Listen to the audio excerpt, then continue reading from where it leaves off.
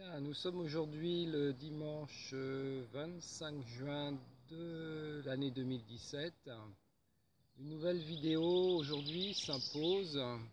Elle s'impose parce que c'est le 108e jour de la pause alimentaire, voire de cette expérience qui se vit à travers moi pour l'instant de nourriture pranique. Alors, le chiffre 108 étant hautement symbolique, fait partie des nombres, on va dire, des nombres sacrés que l'on retrouve dans beaucoup de traditions religieuses, philosophiques. Donc voilà, c'est ce qui m'a un peu aujourd'hui amené à dire, voilà, 108, eh bien, faisons une petite vidéo. Au niveau de ce chiffre sacré, en fait, on a plusieurs choses. Si on prend le chiffre 1, le premier chiffre, donc, il représente le Purusha, en fait. C'est cette conscience spirituelle que nous avons tous à l'intérieur de nous-mêmes. Le 8, moi, ça me renvoie à l'Ayurveda, puisque c'est notre Prakriti. La Prakriti, c'est notre véritable nature. Donc là, ça représente notre nature, on va dire, changeante, à travers ce chiffre 8. Et on retrouve le 0. Eh bien, en fait, le 0, c'est quelque part le vide, donc c'est surtout la transparence du mental quand il est en arrêt d'activité. Voilà pour expliquer le 108. Il y a une autre approche qui va nous dire que le 1, bien sûr, c'est un seul, c'est un objet, c'est donc l'unité. On retrouve le 0. Le 0, c'est donc le sans-objet quelque part, le rien, zéro objet. Et puis le 8 symbolise aussi quand même l'infini. Donc là, on a le 1, le 0 et en même temps infini. On nous dit aussi que le 108 donc, va représenter l'ultime état du samadhi en fait, le plus haut degré au niveau de méditation qui correspond à la libération, au retour à la source. Et ça prend son sens quand on détaille le 1, le 0, le 8, le 108, c'est le samadhi. On retrouve aussi ce chiffre au niveau des chapelets, au niveau des malas en Inde, puisqu'ils contiennent 108 graines. On retrouve aussi le 108 dans le nombre des divinités, notamment donc les 108 noms, ce qu'on appelle les 108 noms. Là, je vais être fidèle à Ama, en fait, lorsqu'on récite les 108 noms de la Mère Divine. Donc voilà, c'est hautement symbolique pour moi de préciser cela en ce 108e jour. Après, bien sûr, il y a matière à donner à cette vidéo, au-delà de cette symbolique des nombres, puisque depuis, on va dire, 8 jours, il se passe aussi des choses dans ce processus dont je souhaite partager, qui sont à mon sens importantes. Voilà, on a vécu la semaine dernière, quelles que soient les régions de France, mais essentiellement aussi donc dans la région d'Angers, des canicules qui ont dépassé donc voilà, de très fortes canicules où j'avais personnellement plus de 30 degrés, on va dire, dans ma salle de soins. Donc ces chaleurs, bien sûr, mettent le corps à l'épreuve. Et puis, comme l'univers est abondance, en ce moment, j'ai la chance d'avoir beaucoup de rendez-vous. Ma semaine a été composée de 19 rendez-vous et quasiment il y a dû y avoir 16 ou 17 irrigations coloniques et le reste était des soins énergétiques. Donc les irrigations coloniques, sur le point de vue énergétique, ça dégage beaucoup d'énergie ça peut aussi prendre beaucoup d'énergie. D'ailleurs, j'en ai parlé, je crois, tout au début de mon processus. Ce qui fait que tous ces facteurs accumulés, beaucoup de travail, merci l'univers, du beau temps, merci l'univers, puisque c'est très agréable de faire plutôt ce processus avec ce beau temps, mais en même temps, le corps a souffert. J'ai senti effectivement qu'il allait falloir que je m'autorise à remettre quelques aliments solides dans ma bouche, même s'ils sont minimes. C'est encore resté sur quelques noix du Brésil, de cajou ou dattes. Et là, c'est le plaisir qui s'est dit, bah, c'est le moment, avec les chaleurs, de prendre de la glace. Donc ça, je voulais le signaler pour, comme je le dis dans la vidéo précédente, ne pas tomber dans une rigidité de processus, mais d'être à l'écoute du corps. C'est essentiel. Pour moi, c'est ça le plus important. Pour moi également, ce processus s'est commencé, j'ai envie de dire, quelque part il y a une quinzaine d'années. Et ma recherche actuelle n'est pas de devenir pranique. Je me rends compte qu'en fait, c'est simplement une conséquence de ce parcours, entre guillemets, spirituel, commencé il y a maintenant plus de 15 ans.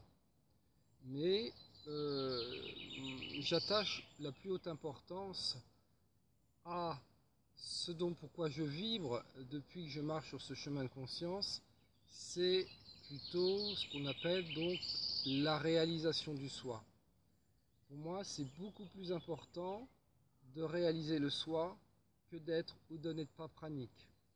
Et donc c'est le lien aussi que je fais avec le 108, c'est que le 108, l'état ultime du samadhi, donc la libération, le moksha, me ramène à ce dont je vibre le plus. Donc je voulais préciser ça.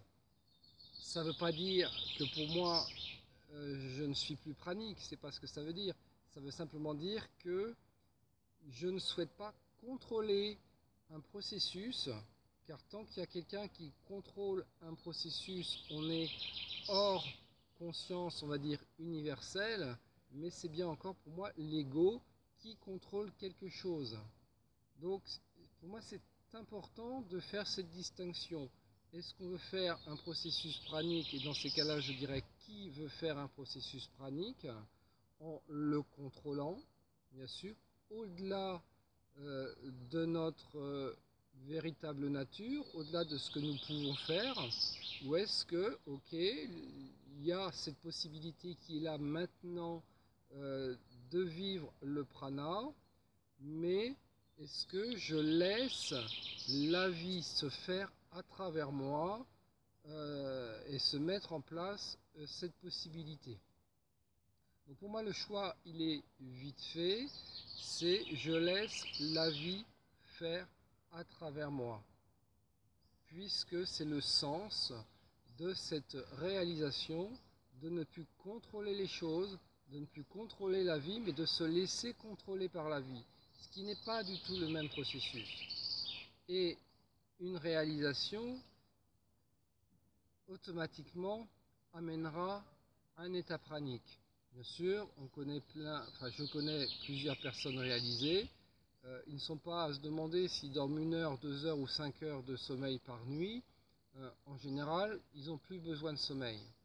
Et au niveau de la nourriture, c'est pareil. Ce n'est plus un besoin de nourriture, simplement, ils vont aussi être capables de manger.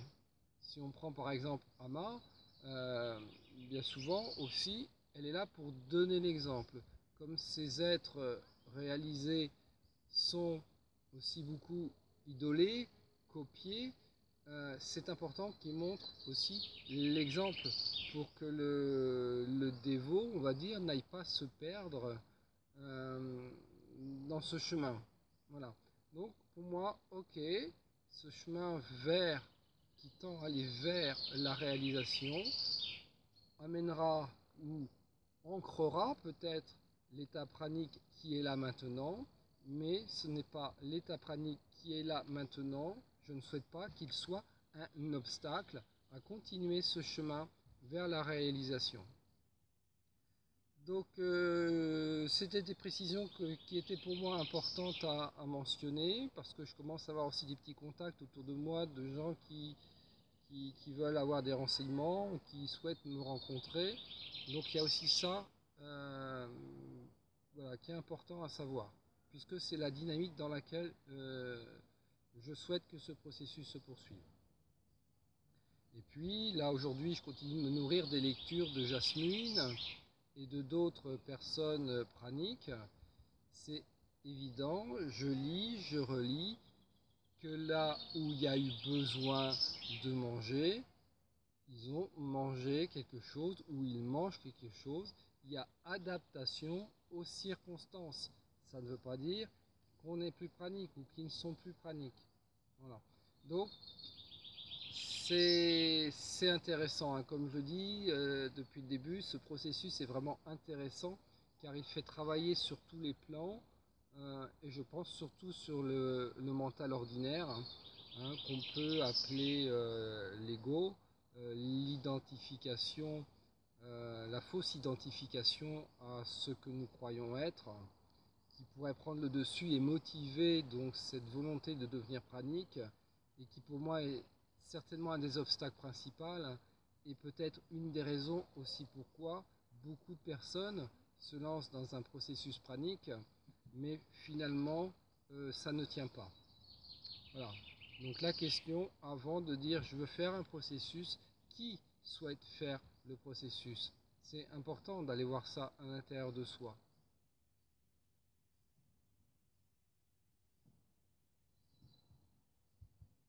Je peux mentionner aussi dans cette petite vidéo l'importance de l'environnement, puisque pour moi c'est très net, je le vis. Là j'ai la chance d'être revenu aujourd'hui dans ce petit lieu en pleine nature, où là, bien sûr, je ne ressens pas le besoin de manger, à part en ce moment parce que j'ai choisi pour remonter un peu en énergie. Donc ça nettoie quoi en fait. Il n'y a même pas à se poser de questions, c'est naturel, les arbres sont là, les éléments, tout est concorde pour que cet état pranique donc se passe dans les meilleures conditions. Alors que mes 19 rendez-vous dans l'appartement, dans les ondes haute fréquence entre autres, et toutes sortes de pollutions affaiblissent le taux vibratoire pour l'instant pour moi et l'état énergétique.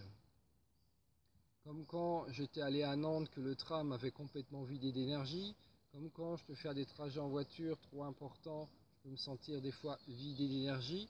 Il y a aussi l'environnement qui rentre dans le maintien de ce processus. Et bien sûr, il ne s'agit pas d'aller se couper de tout environnement non plus, d'aller se mettre dans sa bulle pour réussir son processus. Ok, le temps des 7, 14 ou 21 jours ou autre, pourquoi pas. Mais là, si on a besoin de vivre dans sa grotte pour que le processus reste stable, je pense que ce ne sera pas juste non plus. C'est-à-dire qu'il y aura automatiquement rechute dès qu'il y aura retour dans le monde, on va dire, plus agité, le monde de la conscience, on va dire, plus ordinaire. Bien, voilà, cette petite vidéo était pour célébrer, puisque j'ai envie d'employer ce mot, c'est vraiment célébrer la vie. Célébrer la vie que nous devons laisser se manifester à travers nous, célébrer la vie au 108e jour, et puis comprendre bien qu'il n'y a rien à contrôler, mais à laisser la vie faire ce dont elle fera de nous.